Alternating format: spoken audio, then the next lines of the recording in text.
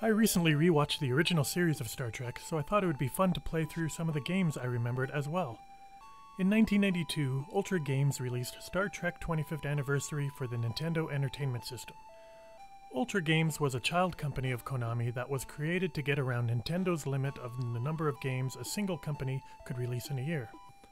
To coincide with the anniversary, there were also games released on the Nintendo Game Boy and PC platforms, published by Ultra Games and Interplay respectively.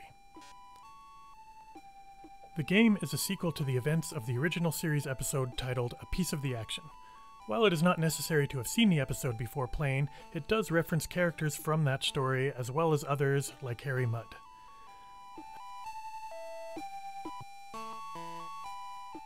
At the start of the game, the Enterprise arrives at the Sigma Iosha system, where they start encountering patches of fluctuations in the gravitational fields.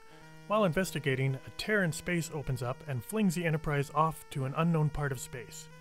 In the process, the ship is damaged and the dilithium crystals are drained, leaving the Enterprise stranded in a decaying orbit around an unidentified planet. You must take control of the crew in order to repair, refuel, and return the ship to Federation space so that you can investigate the cause of the original disturbance. Star Trek mostly plays like an adventure game. You explore areas, collect items, and solve puzzles. When beaming down to the planets, you can choose from Spock, McCoy, or a number of experts to form your three-person away team. These experts will be able to give you specific information depending on the situation, and also help with things related to their field. For instance, the security officer is able to provide some extra firepower in a tough situation. A phaser and tricorder are the only items you start with, the rest being found along the way. While on the ship, you can use the D-pad to turn and face different crew members, and the A button to interact with them. If you are in ship-to-ship combat, the D-pad controls the ship, the A button fires phasers, and the B button fires photon torpedoes. When on an away mission, the D-pad moves Kirk, with the rest of the away team following. The A button uses the tricorder on nearby objects, and the B button fires your phaser. In all cases, the Start button brings up another menu from where you can use your items from inventory and perform some other tasks. Some interesting notes on the game is that the symbols in the temple on the first planet are apparently the symbols for Led Zeppelin first used on the album Led Zeppelin 4.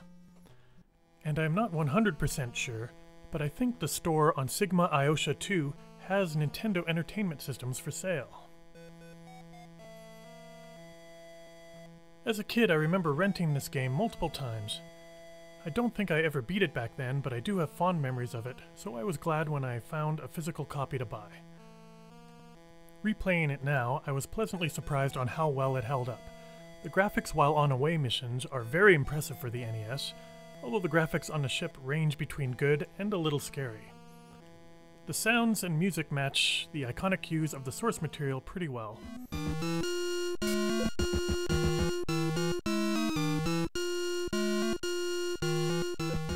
From a difficulty perspective, none of the puzzles are particularly hard, especially if you follow the old adventure game strategy of writing things down. The story had me engaged even if it was fairly short. Unfortunately, due to it being an adventure game, there is not much replayability to this title, and if you know what you're doing, it can be completed in under 90 minutes. There are lots of places you can visit on the star map, but sadly most of them aren't relevant to the story.